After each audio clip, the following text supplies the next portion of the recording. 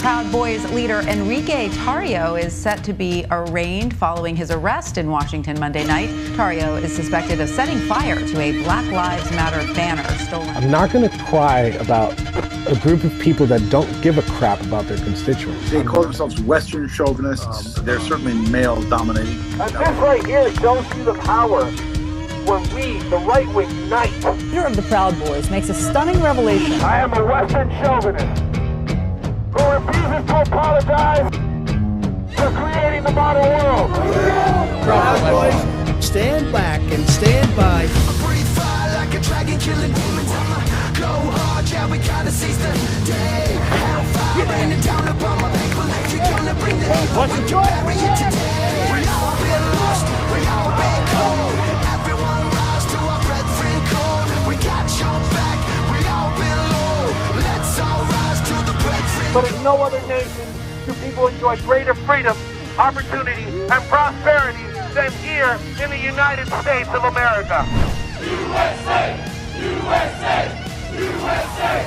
USA! Do you condemn those people? Can you say that right now? Okay, I can't say that because I think Why not? condemn is a very strong word, and I think it's a little bit too strong. Because I'm the head of the organization and I know exactly what we planned and what we didn't plan, and we did not coordinate to assault the Capitol. Enrique Tarrio is the Proud Boys' current leader. And over the past 4 years, he's seen the group grow from a few guys in a bar to thousands of members across the United States. Right now, the most important thing that we have going for us is that we all share the same belief. The belief that we should put America first. America first! America first! Who's safe? Who's safe? We're all Proud Boys! We're all Proud Boys!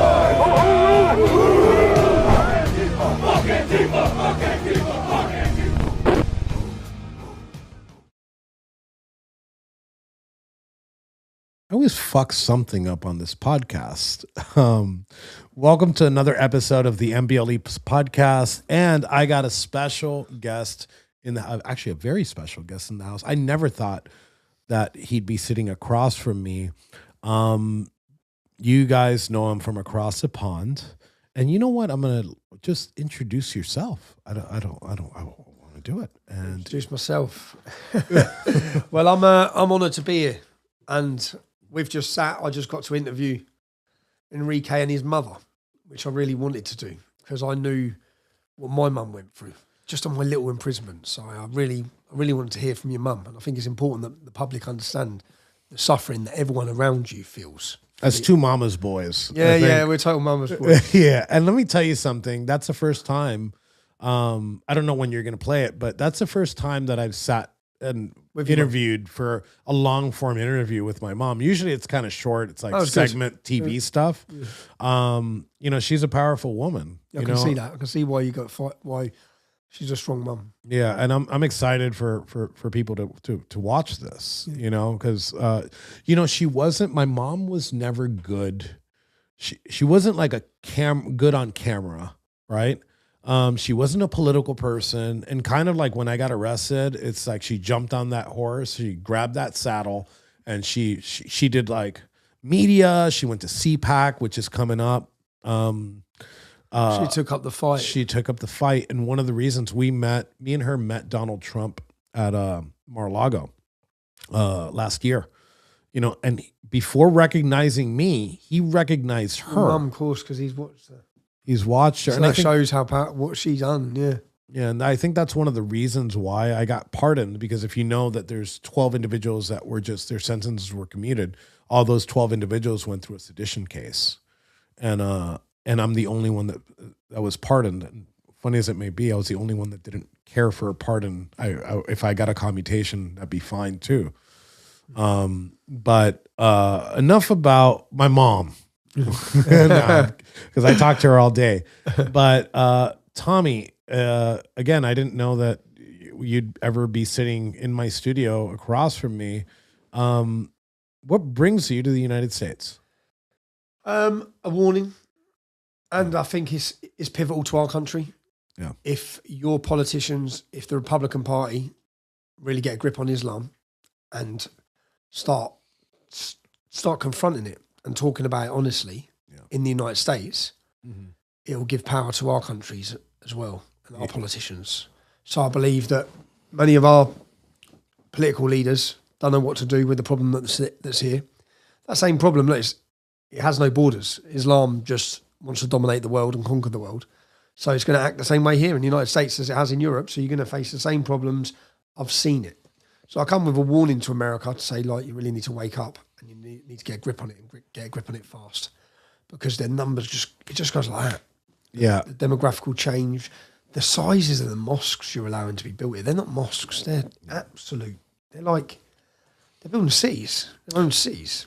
And they're pretty good at propaganda. They're brilliant at propaganda. Yeah. No, they're not. Yeah, they're brilliant. And look, I have my qualms with issues with foreign policy and foreign influence, right? And I think one of the issues that we're seeing here, and I heard you say it at the event on Saturday, and that's true. I heard this. We need to unite with the Muslims, a Christian-Muslim alliance against Israel. And I've never heard anything so ridiculous. And I've never heard. I'm sitting there. I'm like, yeah, I don't want foreign influence. And then the guy next to me is like, yeah, we should unite with the Muzzies. No, that's not what I want to do. You know, America first means America first. And like, if you're wearing that, you know, that Nick Fuentes America First hat, right? Like, that's what it should mean. And I do think that Islam is more dangerous, right? Because it creeps. It's kind of like communism. So like I come from a communist country, like my family does. And like, we don't want the country that we came from to look like that. And that's one of the ways that you can make it look like that. And it's through radical Islam. And we're seeing it. After the strikes in Iran, you saw like these radicals actually commit massive acts of violence. So what do you think America should do? And what warning is it that you're bringing to the United States? America should, and if America did, the rest of the world could do this. It should take away the recognition of Islam being a religion, because it's not. It's just not. It's a political ideology that masquerades as a religion, and then it gets all the protection of being a religion, of religious status, when in reality, if you took the book of Islam and you created that book now and tried to start teaching that, yeah, and say if I changed the word Muslims to, changed everywhere it says about non-Muslims and I changed it to Muslims, I'll be arrested tomorrow in the UK. I'll be prosecuted and tried for incitement to murder. There's so many crimes that they get given special protection in the UK.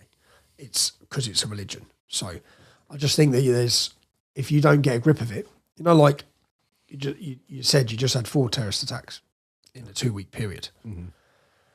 It's just a numbers game, because you've only got 1% Muslim population. So if you had a 10% Muslim population, then you'd have had 40 attacks just on the numbers game. And the numbers are going up so quick, so fast in the United States. Even in Texas, I looked at it from 200 mosques to 330 mosques in a 5-year period. So if you carry on like that, and that's what I'm just, because I grew up in Luton, it's just like, you just look at your estate and think, how did this happen so quick? So quick. So Americans and I think they play down their numbers all the time, Muslim community. But what I've also been surprised at when I started researching America, it's just how open they are. They're telling you what they're doing. Yeah. And they're not telling you on covert recordings.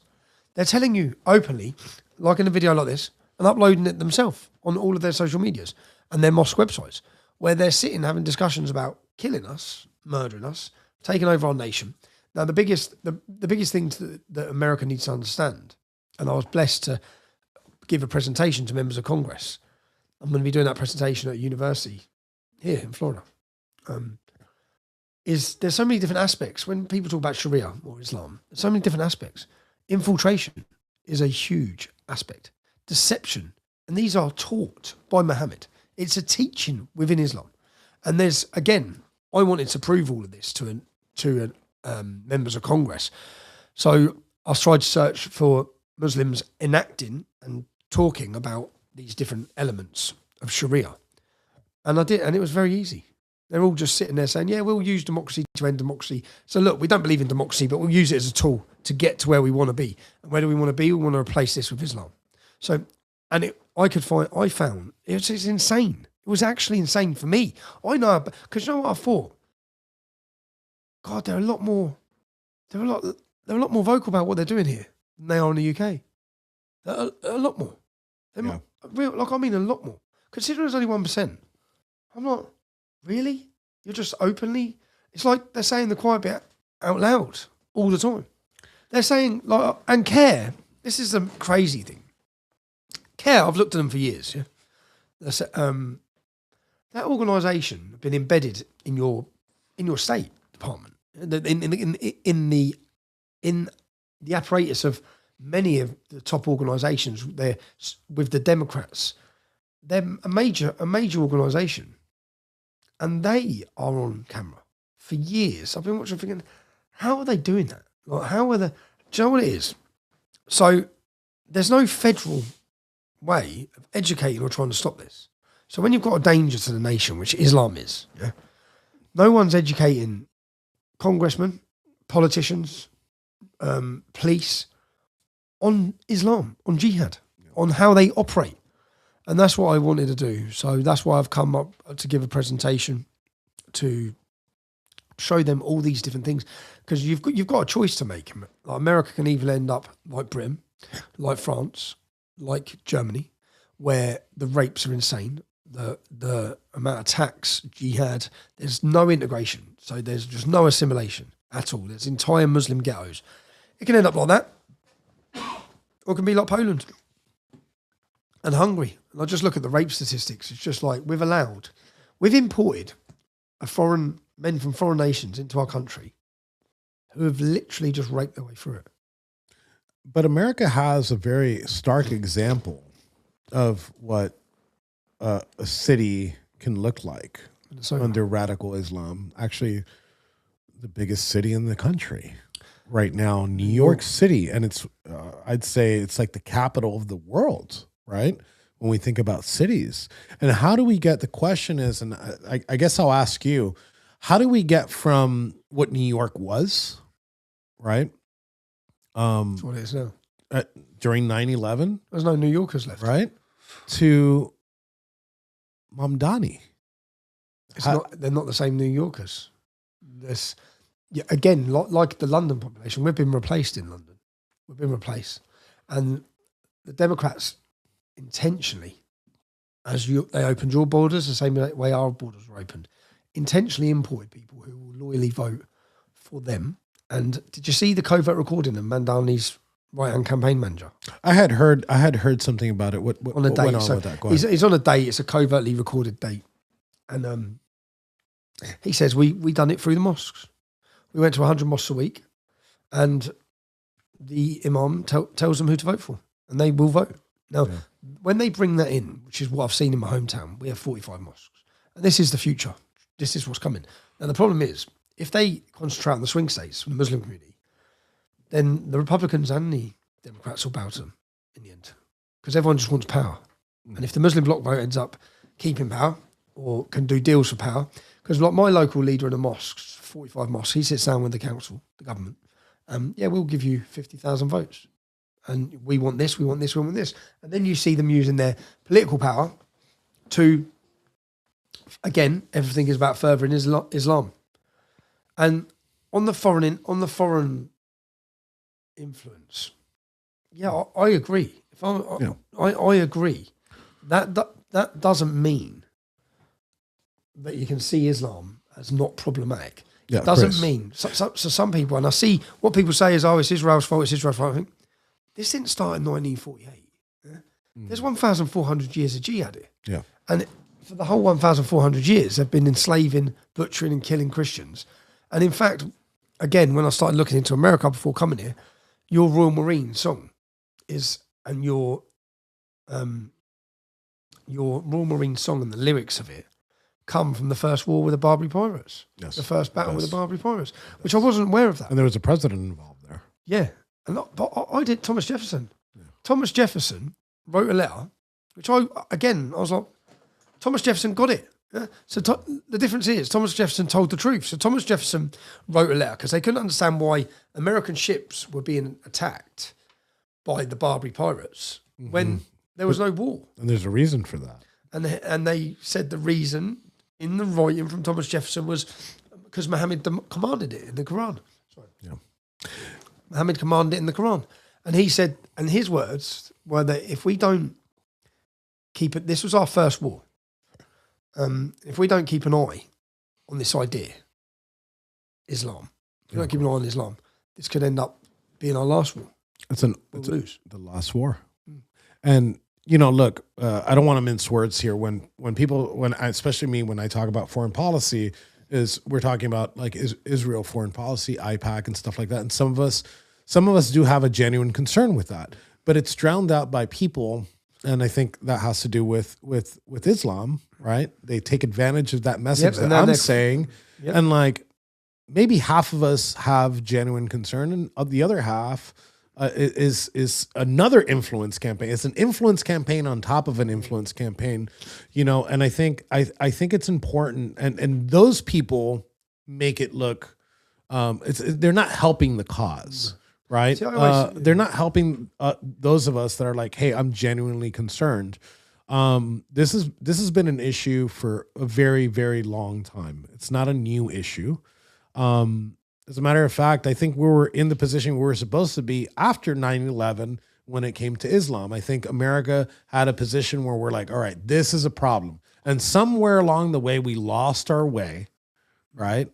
And we've allowed this to happen so much so that they've taken the biggest city in the United States, the financial capital of the world, and they have taken over that city. When they bow down on their knees to pray to Muhammad, right?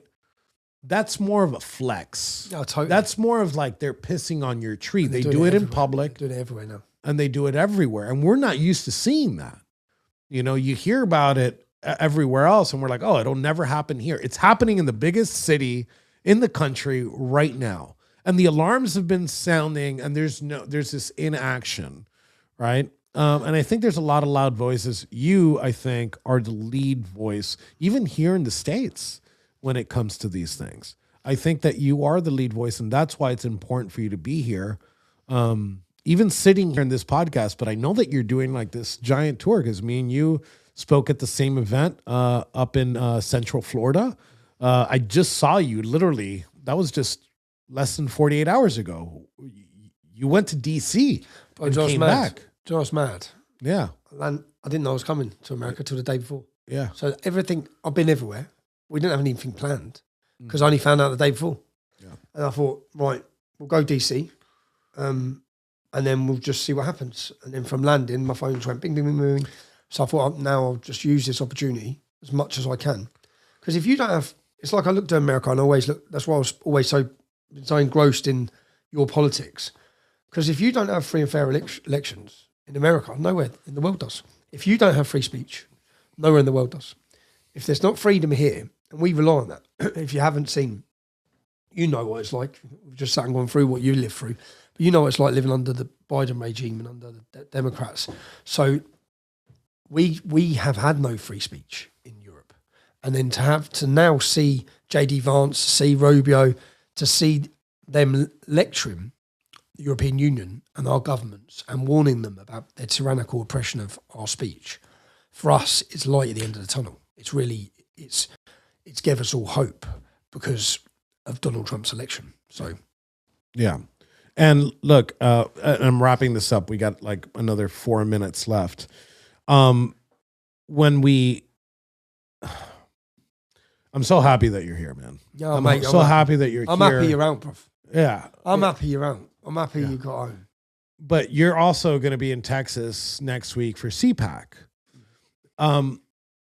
You're super safe here in Florida speaking about these things, and I think you're pretty safe in Texas, even though what you're saying in Texas is true. There's some problems there, man. But what would happen to you? And this was unfathomable years ago. What would happen to you if you were to preach against Islam in New York City right now? What do you think would happen to you? I don't know. It'd be dangerous. Yeah, it'd be dangerous. Of course. It'd be very, very Yeah, of course. dangerous. And that shouldn't be a thing in any city in the United States. That's the thing that's coming to every city in the United States. Yeah. That's the reality. That's coming to every city. Do you know whoever controls the streets controls the towns? Yeah. They are building an army from within your prisons as well. They're building an army of conversions. We weren't protesting, I remember, Islam at the time. We were protesting something that happened with our New York City Nine, some Proud Boys. And we went out there, and I already knew we were going in dangerous territory. There was I think there was 25 of us, because I didn't really, I just pulled the permit, and I didn't really market the event because I wanted it to be a small event.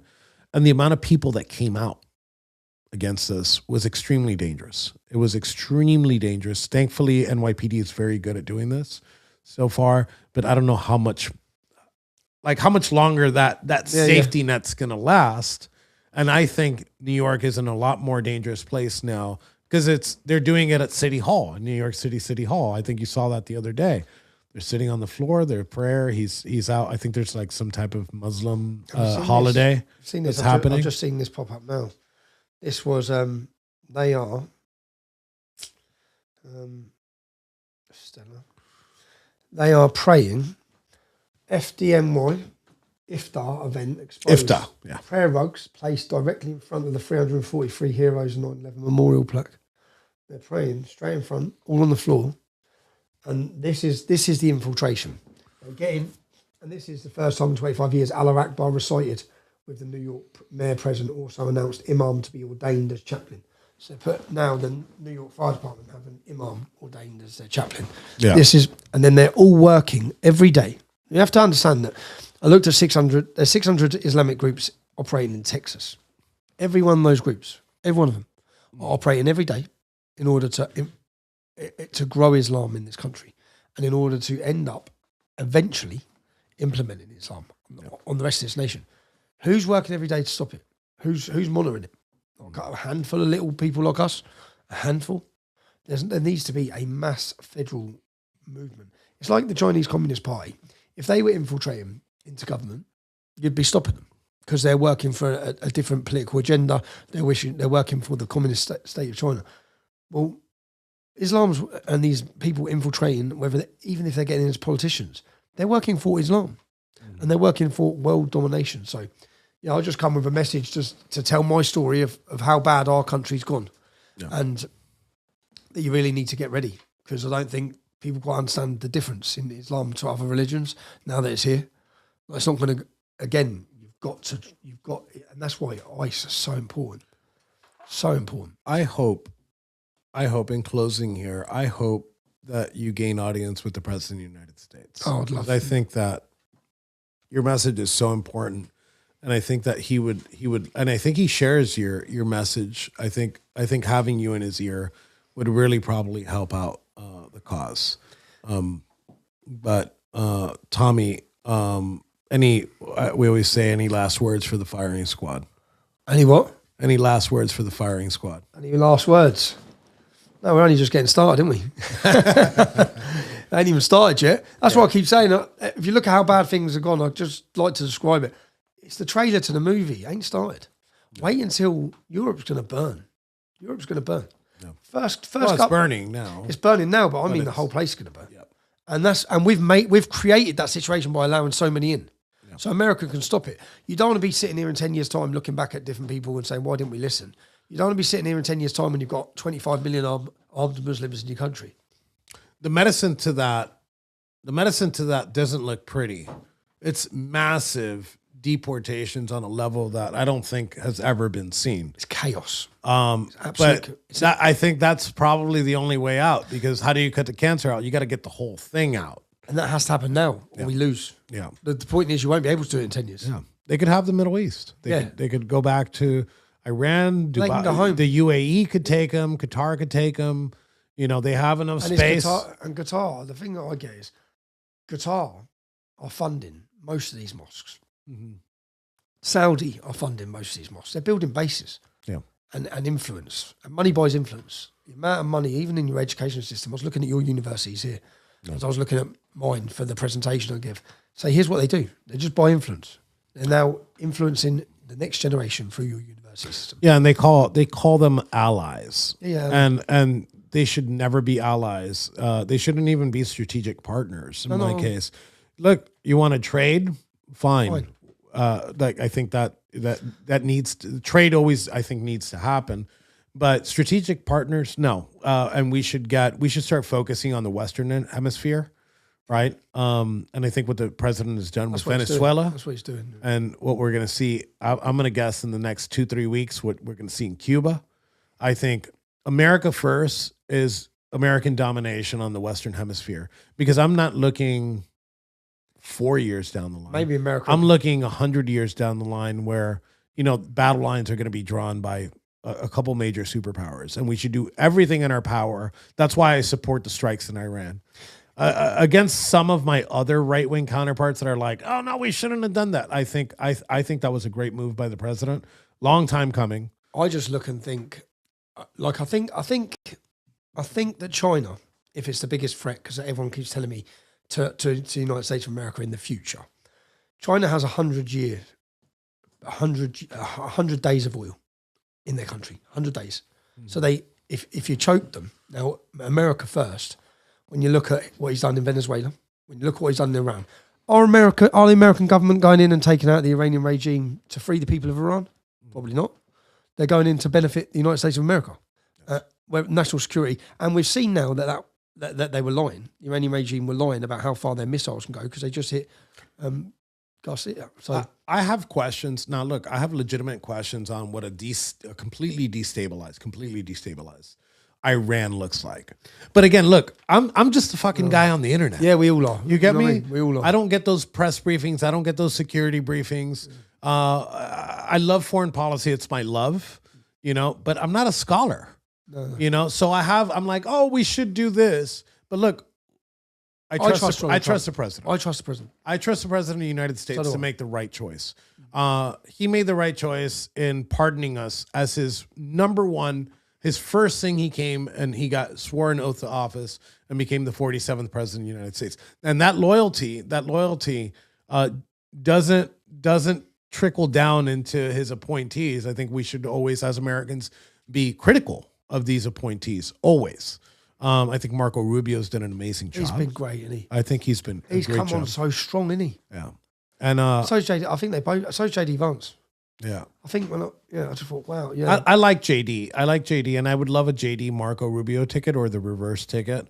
I think that would be the ticket. Yes, so do I. And I guess I got to add this one thing since we're talking about that.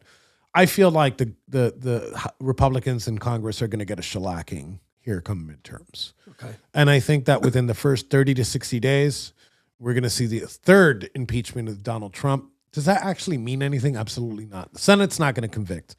So looking at it in a positive perspective, if that happens, and I don't want it to happen, I think that's going to bring that unity back into the Republican, because then we're going to see the big. Yeah, there's a big civil war right now. Yeah, I can see. And I think that would help bring us back together in a much needed time before the next presidential election. Tommy Robinson, thank you very much. Thank you, man. Thank you for coming. Cheers, I really appreciate you. I consider you a brother. I hope you take that first degree one day and wear that black and yellow Fred Perry.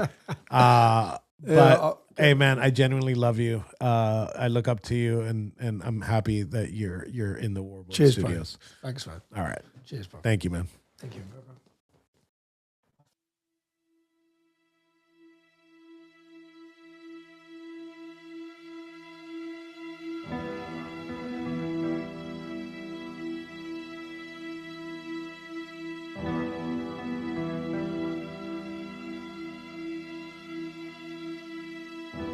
Load up on guns and bring your friends. It's fun to lose and to pretend she's overboard and self-assured. Oh no, I know a dirty word. Hello. Peter said Ethan Nordine was the undisputed leader of the group that day as they tried to prevent the peaceful transfer of power. An FBI agents arrested Proud Boys former national chairman Enrique Tarrio at this home in Miami. By 2 this afternoon, he was in federal court. Here we are.